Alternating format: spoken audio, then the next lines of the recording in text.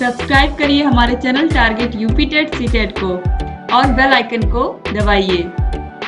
Hello friends, मैं रेनू स्वागत करती हूँ आप सभी भावी अध्यापक एवं अध्यापिकाओं का आपके अपने channel target UP TET CTET में।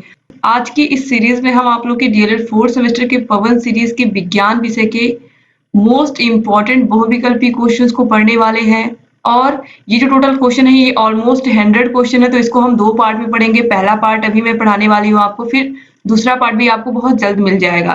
दोनों ही पार्ट बहुत इंपॉर्टेंट हैं और दूसरे पार्ट में तो आपको बहुत सारे प्रीवियस ईयर के क्वेश्चंस आपको देखने को मिलेंगे जो अगला पार्ट होगा। तो दोनों ही पार्ट बहुत जरूरी है, तो दोनों को ही आप लोग पढ़िएगा। तो चलिए हम यहाँ पर पहले पार्ट को आज की इस वीडियो में पढ़ने वाले हैं। तो क्वेश्चन नंबर 1 है, जैव विकास की प्रामाणिकता के संदर्भ में बहुचर्चित वैज्ञानिक हैं लैमार्क, डार्विन, आ तथा ब दोनों या फिर इनमें से कोई नहीं। दोस्तों राइट आंसर है लैमार्क और डार्विन दोनों ही। जैव विकास की प्रामाणिकता के संदर्भ में इन्होंने दोनों लोगों ने ही बात की है। अगर हम लैमार्क की बात करें तो दोस्तों इन्होंने 1802 में सबसे पहले बायोलॉजी शब्द का प्रयोग किया था लैमार्क ने। और जो डार्विन है इन्होंने क्रम विकास का सिद्धांत दिया था। क्रम विकास का सिद्धांत आप लोग को भी पता है कि किस तरीके से जो आदि मानव थे या उससे किस तरीके से मानव का विकास हुआ, धीरे धीरे किस तरीके से मानव सभ्यता आगे बढ़ी, इन सभी के विषय में डार्विन ने बताया है। तो लैमार्क और डार्विन दोनों ने ही जैव विकास की प्रामाणिकता के संदर्भ में बहुत सारी बातें बताई हैं अपने बुक्स के माध्यम से। तो दोनों लोग ही यहाँ पर बहुचर्चित वैज्ञानिक है। तो ऑप्शन सा जो है अ तथा ब दोनों, ये बिल्कुल राइट आंसर हो जाएगा। क्वेश्चन नंबर 2 है, जैव विकास के अंतर्गत जीवों की संरचनाओं में समानताएं हैं समरूप या समृद्ध रचनाएं, समजात रचनाएं, आ तथा ब दोनों या फिर इनमें से कोई नहीं। दोस्तों जैव विकास के अंतर्गत जीवों की संरचनाओं में समरूप तथा समृद्ध रचनाएं और समजात रचनाएं ये दोनों ही है। तो ऑप्शन सा जो है अ तथा ब दोनों, ये बिल्कुल सही है। क्वेश्चन नंबर 3 है, प्राकृतिक चयनवाद किस वैज्ञानिक ने प्रतिपादित किया था Lamarck, Darwin, Gregor John Mendel या फिर जगदीश चंद्र बोस। राइट आंसर है ऑप्शन ब डार्विन ने। इसके बाद नेक्स्ट क्वेश्चन है क्वेश्चन नंबर 4, पारिस्थितिकी तंत्र की संरचना के अजैविक घटक हैं कार्बनिक पदार्थ, अकार्बनिक पदार्थ, जलवायु या फिर ये सभी। तो दोस्तों राइट आंसर हो जाएगा ऑप्शन द ये सभी। क्वेश्चन नंबर 5 है, पारिस्थितिकी तंत्र की संरचना के जैविक घटक हैं उत्पादक जैसे हरे पौधे या हरे पेड़ पौधे, उपभोक्ता जैसे कि शाकाहारी एवं मांसाहारी, अपघटक एवं अपरद भोजी या फिर ये सभी। तो राइट आंसर है ऑप्शन द ये सभी। ये सभी पारिस्थितिकी तंत्र की रचना में आते हैं। आपको पता है उत्पादक होते हैं हरे पेड़ पौधे, फिर उसके बाद उपभोक्ता होते हैं, फिर शाकाहारी मांसाहारी जीव होते हैं, ये भी क्या होते हैं उपभोक्ता ही होते हैं, फिर अपघटक होते हैं। इसके बाद क्वेश्चन नंबर 6 है, एक सरल आहार श्रृंखला के स्तर है उत्पादक, प्राथमिक उपभोक्ता, द्वितीयक उपभोक्ता या ये सभी। तो अभी आपने देखा है कि जो हरे पेड़ पौधे होते हैं उत्पादक होते हैं, जो हरे पेड़ पौधे होते हैं जो उगे होते हैं। अब इनको चाहे बकरियां हो खरगोश हो, जो इनको खाते हैं वो प्राथमिक उपभोक्ता होते हैं। इसके बाद जो इनको खाते हैं वह द्वितीयक उपभोक्ता होते हैं, जैसे कि सांप हुआ, इसके अलावा मेंढक हुआ। तो इस तरीके से ऑप्शन द जो है ये सभी, ये बिल्कुल राइट आंसर हो जाएगा। क्वेश्चन नंबर 7 है, एक घास स्थल में खाद्य श्रृंखलाएं देखी जा सकती हैं घास, टिड्डा, गिरगिट, छिपकली या फिर बाज। हरे पेड़ पौधे, फिर चूहे, फिर बिल्ली सांप या फिर बाज शेर।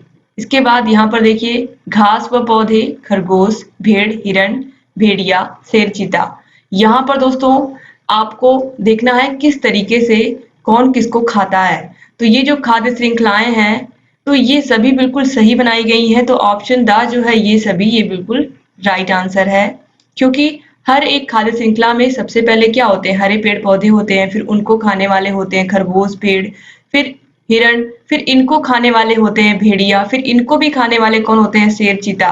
तो इस तरीके से ये पूरा एक खाद्य जाल होता है। ऑप्शन द जो है ये बिल्कुल सही हो जाएगा। इसके बाद क्वेश्चन नंबर 8 है, जैव विकास को प्रमाणित किया जा सकता है जीवों की तुलनात्मक शरीर रचना द्वारा, शरीर क्रिया विज्ञान द्वारा, अनुवांशिकी द्वारा या उपरोक्त सभी के द्वारा। राइट आंसर है ऑप्शन द उपरोक्त सभी के द्वारा। जैव विकास का आधुनिक सिद्धांत निम्नलिखित में से किन 2 सिद्धांतों का समीकरण है लैमार्कवाद एवं डार्विनवाद, डार्विनवाद एवं बैलेस का सिद्धांत, डार्विनवाद एवं डी ब्रिज का उत्परिवर्तन सिद्धांत या लैमार्कवाद एवं डी ब्रिज का उत्परिवर्तन सिद्धांत। दोस्तों राइट आंसर यहाँ पर है डार्विनवाद एवं डी ब्रिज का उत्परिवर्तन सिद्धांत। ऑप्शन सा जो है ये बिल्कुल सही है। दोस्तों क्वेश्चन नंबर 10 है फिलोसफी जूलॉजिक पुस्तक के लेखक हैं। फिलोसफी जूलॉजिक पुस्तक के लेखक कौन है? मेंडल, लैमार्क, डार्विन या फिर वीजमान। तो राइट आंसर यहाँ पर है ऑप्शन द वीजमान। क्वेश्चन नंबर 11 है लैमार्कवाद का आधार है जाति उद्भवन, उपार्जित लक्षणों की वंशागति, जनसंख्या गतिकी या फिर जीवन संघर्ष। तो राइट आंसर यहाँ पर है ऑप्शन ब उपार्जित लक्षणों की वंशागति। क्वेश्चन नंबर 12 है उत्परिवर्तन का सिद्धांत दिया था, किसने दिया था? लैमार्क ने, डार्विन ने, ह्यूगो डी ब्रिज ने या फिर मेंडल ने। तो उत्परिवर्तन का सिद्धांत दिया था ह्यूगो डी ब्रिज ने। ऑप्शन सा जो है ये बिल्कुल राइट आंसर है। क्वेश्चन नंबर 13 है उत्परिवर्तन का कारण है जीन परिवर्तन, जीवन संघर्ष, उद विकास या फिर प्राकृतिक चयन। तो राइट आंसर है ऑप्शन अ जीन परिवर्तन। क्वेश्चन नंबर 14 है पारिस्थितिक तंत्र शब्द का सर्वप्रथम प्रयोग किस वर्ष किया गया था? 1935 में, 1936 में, 1835 में या 1938 में। तो राइट आंसर है 1935 में। और किसने प्रयोग किया था सर्वप्रथम पारिस्थितिक तंत्र शब्द का प्रयोग? अर्नेस्ट हैकल ने किया था 1935 में। क्वेश्चन नंबर 15 है खनिज पाए जाते हैं पृथ्वी के तल पर, भूपर्पटी में, समुद्र में या उपरोक्त सभी में। तो खनिज पाए जाते हैं उपरोक्त सभी में, चाहे पृथ्वी का तल हो, चाहे समुद्र हो, चाहे भूपर्पटी हो। आपको पता है कि जो खनिज है वो सभी जगह पाए जाते हैं। क्वेश्चन नंबर 16 है निम्नलिखित वस्तुओं में कौन सी वस्तु संचारित हो सकती है? लकड़ी की मेज, स्टील की कुर्सी, तेल लेपित लोहे की छड़ या खुले स्थानों पर रखी लोहे की छड़। तो राइट आंसर है ऑप्शन द खुले स्थानों पर रखी लोहे की छड़, क्योंकि जब खुले स्थान पर लोहे की छड़ रखी होती है तो उस पर क्या होता है, धीरे-धीरे जंग लग जाता है, आपको पता है।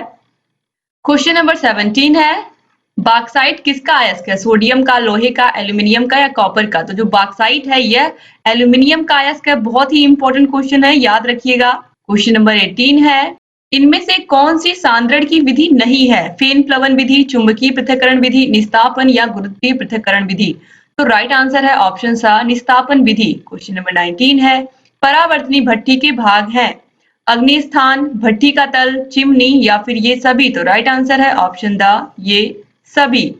क्वेश्चन नंबर 20 है परावर्तनी भट्ठी में भर्जन करते हैं टिन स्टोन SnO2 का, गैलेना PbS का, कॉपर पायराइट CuFeS2 का या उपरोक्त सभी का। तो राइट आंसर है ऑप्शन द उपरोक्त सभी का। क्वेश्चन नंबर 21 है धातुएं होती हैं उष्मा की कुचालक, सुचालक, अ दोनों या इनमें से कोई नहीं। जो भी धातुएं होती हैं वो उष्मा की सुचालक होती हैं, यानी कि उसमें से उष्मा का आसानी से संचालन हो सकता है। जैसे कि चांदी हुआ, चांदी सबसे अच्छा सुचालक है उष्मा का, आप लोगों को पता है। क्वेश्चन नंबर 22 है धातुओं का भौतिक गुण है चमकदार सतह, कठोरता, आघातवर्धनीयता या फिर ये सभी। तो राइट आंसर है ऑप्शन द ये सभी गुण होते हैं धातुओं में। क्वेश्चन नंबर 23 है अयस्क के रूप हैं ऑक्सीकृत अयस्क, हैलाइड, अ दोनों या फिर इनमें से कोई नहीं। तो राइट आंसर है ऑप्शन सा अ दोनों। क्वेश्चन नंबर 24 है खनिजों के रूप हैं धात्विक खनिज, अधात्विक खनिज, खनिज ईंधन या ये सभी। तो राइट आंसर है ऑप्शन द ये सभी, चाहे धात्विक खनिज हो, चाहे अधात्विक खनिज हो या खनिज ईंधन हो। क्वेश्चन नंबर 25 है पृथ्वी से प्राप्त अयस्कों में मिश्रित अशुद्धियों को कहते हैं अधात्री, जारण, निस्तापन या अमलगम। तो राइट आंसर है अधात्री। क्वेश्चन नंबर 26 है धातु निष्कर्षण की विधि है आसवन विधि, द्रवण विधि, खरपरण विधि या फिर उपरोक्त सभी। तो राइट आंसर है ऑप्शन द उपरोक्त सभी। क्वेश्चन नंबर 27 है पीतल में होते हैं Cu व Sn, Cu व Ni, Cu व Zn या Mg व Al। तो राइट आंसर है ऑप्शन सा Cu व Zn। क्वेश्चन नंबर 28 है कॉपर पायराइट का सूत्र है CuFeS2, Cu2S, Cu2O या फिर CuCO3, CuOH का होल ट्वाइस। तो राइट आंसर है ऑप्शन आ CuFeS2, ये कॉपर पायराइट का सूत्र है। क्वेश्चन नंबर 29 है मेंडलीव की आवर्त सारणी के लाभ हैं। क्या लाभ हैं? सही परमाणु भार ज्ञात करने में सहायक है, नए तत्वों की खोज तथा अनुसंधान में सहायक है, तत्वों के गुणों के अध्ययन में सुविधाजनक है या ये सभी। तो जो मेंडलीव की आवर्त सारणी है उसके ये सभी गुण हैं। तो ऑप्शन द जो है ये सभी, ये बिल्कुल राइट आंसर हो जाएगा।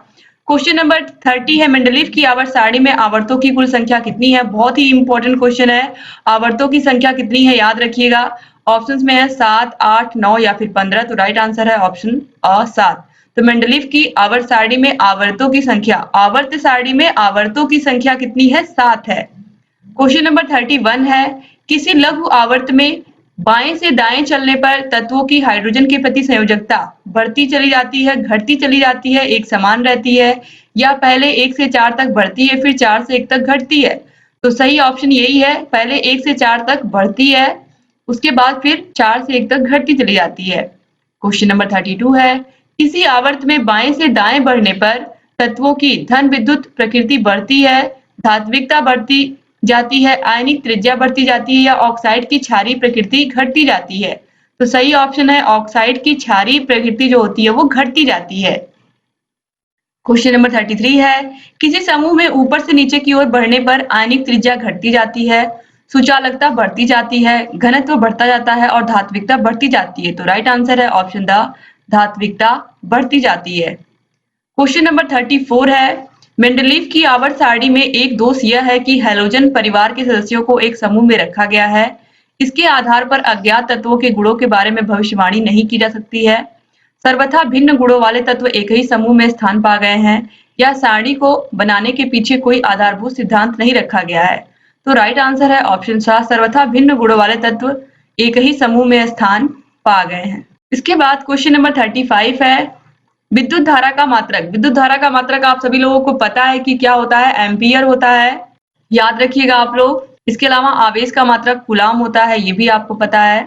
विभवांतर वोल्ट में मापा जाता है, ये भी आप लोग जानते हैं। तो विद्युत धारा का मात्रक एम्पियर होता है, करंट का मात्रक याद रखिएगा। क्वेश्चन नंबर 36 है, शुष्क सेल में किस पदार्थ की छड़ एनोड का कार्य करती है? कार्बन, सिलिकॉन, जर्मेनियम या बोरॉन? तो राइट आंसर है कार्बन की छड़। शुष्क सेल में कार्बन की जो छड़ होती है वो एनोड का कार्य करती है, यानी कि धनायन का कार्य करती है। क्वेश्चन नंबर 37 है, किसी सेल को पुनः आवेशित किया जा सकता है कैसे? सीसा संचायक सेल से, वोल्टीय सेल से, शुष्क सेल से या डैनियल सेल से? तो राइट आंसर है सीसा संचायक सेल से। क्वेश्चन नंबर 38 है, वोल्ट मीटर के द्वारा मापा जाता है विद्युत धारा, दो बिंदुओं के बीच का विभवांतर, विद्युत ऊर्जा या आवेश? अभी मैंने आपको बताया कि जो वोल्ट मीटर होता है इससे दो बिंदुओं के बीच का विभवांतर मापा जाता है। तो विभवांतर के लिए वोल्ट, अभी मैंने ऊपर बताया भी आपको। क्वेश्चन नंबर 39 है, प्राचीन काल में चुंबक का उपयोग नाविक करते थे, किस लिए? दूरी ज्ञात करने में, समुद्री यात्रा में दिशा ज्ञात करने हेतु, पवन की दिशा ज्ञात करने, या इनमें से कोई नहीं? दोस्तों, प्राचीन काल में चुंबक का प्रयोग समुद्री यात्रा में दिशा ज्ञात करने के लिए किया जाता था। ऑप्शन बा जो है ये बिल्कुल सही है। क्वेश्चन नंबर 40 है, चुंबक के गुण हैं दैशिक, उत्तर दक्षिण दिशा बताने वाला गुण, लौह चुंबकीय पदार्थों को अपनी ओर खींचना, आ व ब दोनों, या इनमें से कोई नहीं? तो चुंबक के गुण क्या होते हैं आपको पता है? या लोहे के प्रति आकर्षित होते हैं और ये हमेशा ही उत्तर दक्षिण दिशा को बताते हैं। तो ऑप्शन शाह जो है आ व दोनों, ये बिल्कुल राइट आंसर है। क्वेश्चन नंबर 41 है, चुंबकीय पदार्थों को चुंबकित किया जा सकता है स्पर्श विधि द्वारा, विद्युत प्रवाह विधि द्वारा, आ व ब दोनों, या फिर इनमें से कोई नहीं? तो राइट आंसर है ऑप्शन सा आ व ब दोनों। क्वेश्चन नंबर 42 है, चुंबक के प्रकार बताइए, प्राकृतिक चुंबक, कृत्रिम चुंबक, आ व ब दोनों, या इनमें से कोई नहीं? तो चुंबक के दोनों ही प्रकार हैं, ऑप्शन सा जो है आ व ब दोनों, ये बिल्कुल राइट आंसर हो जाएगा। चुंबक दो प्रकार के होते हैं, प्राकृतिक चुंबक और कृत्रिम चुंबक। क्वेश्चन नंबर 43 है, चुंबक का प्रभाव अधिक दिनों तक बनाए रखा जा सकता है कैसे? चुंबक को गर्म नहीं करना चाहिए, चुंबक को ठोकना पीटना नहीं चाहिए, चुंबक को रगड़ना नहीं चाहिए, या उपरोक्त सभी? तो राइट आंसर है ऑप्शन द, उपरोक्त सभी। क्वेश्चन नंबर 44 है, एबोनाइट की छड़ को रेशम से रगड़ने पर छड़ हो जाती है धन आवेशित, ऋण आवेशित, दोनों आवेश है या कोई आवेश नहीं? तो राइट आंसर है ऑप्शन ब, ऋण आवेशित। क्वेश्चन नंबर 45 है, आवेश कितने प्रकार के होते हैं? तो आवेश दो प्रकार के होते हैं, कौन कौन से? धन आवेश और ऋण आवेश, आप लोगों को पता है। क्वेश्चन नंबर 46 है, चुंबक द्वारा आकर्षित होता है लकड़ी का बुरादा, कांच का बुरादा, लोहे का बुरादा या तांबे का बुरादा? आप लोग को अच्छे से पता है कि जो चुंबक है या लोहे को आकर्षित करता है, तो ऑप्शन सा जो है लोहे का बुरादा इसी को आकर्षित करेगा। क्वेश्चन नंबर 47 है, चुंबकीय प्रभाव आर पार नहीं निकल पाता है। बहुत ही अच्छा क्वेश्चन है, चुंबकीय प्रभाव आर पार नहीं निकल पाता है लोहे की चादर से, कांच की पट्टी से, लकड़ी के तख्ते से या कागज से? तो दोस्तों जो चुंबकीय प्रभाव है, आप लोहे की चादर के अगल बगल ऊपर नीचे आप एक चुंबक को रख करके खिसकाइए, आप देखेंगे कि दूसरे को आकर्षित कर रहे हैं। ऐसे ही अगर कोई कागज है, कोई प्लेन पेपर है, उसके ऊपर नीचे अगर आप चुंबक को रखेंगे तो आप देखेंगे कि वो एक दूसरे से चिपक गए हैं। चुंबक ऊपर नीचे आपने रखा है, कागज भले बीच में है लेकिन आपस में चिपक गए हैं। तो कांच की पट्टी में भी ऐसा आपको देखने को मिलेगा। तो ऑप्शन सा जो है लकड़ी के तख्ते से, लकड़ी जो है यह आपको पता है कि क्या है, ये ऊष्मा का कुचालक भी है और चुंबकीय प्रभाव आर पार नहीं निकल पाएगा लकड़ी के तख्ते से। यानी कि तख्ते के ऊपर अगर आपने कोई एक चुंबक रखा है और उसके नीचे रखा है, बीच में तख्ता है, या वो जो उसकी चादर है आप कह सकते हैं लकड़ी की, उसके आर पार चुंबक का प्रभाव नहीं जा पाएगा। अगर ऊपर आपने एक चुंबक रखा तो नीचे की चुंबक को आकर्षित नहीं कर पाएगा। ठीक है, तो ऑप्शन सा जो है ये बिल्कुल सही हो जाएगा। और यहाँ पर आ ऑप्शन दिया है पूरी तरीके से गलत है। आपको पता है कि चुंबकीय प्रभाव लोहे की चादर से तो और आसानी से आर पार से निकल पाएगा। क्वेश्चन नंबर 48 है, अचुंबकीय पदार्थ है निकिल, लोहा, कोबाल्ट या सोना। तो राइट आंसर है ऑप्शन द सोना।